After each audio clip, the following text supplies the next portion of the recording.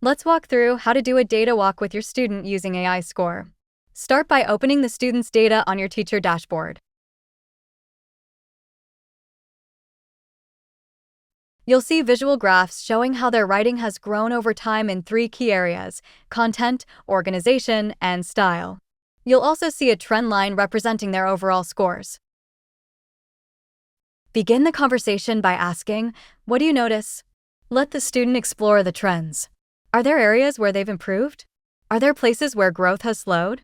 Our sample student made growth in their overall score, content, and organization. Their style score stayed the same. Next, guide reflection. Ask, what helped you grow in your ideas? Or what strategies did you use to organize your writing?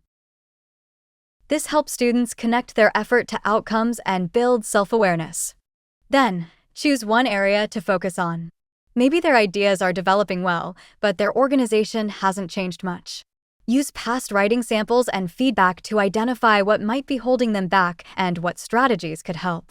Using our sample student again, a focus area might be style. Now, set a goal together. For example, let's work on improving how you organize your writing over the next 2 assignments.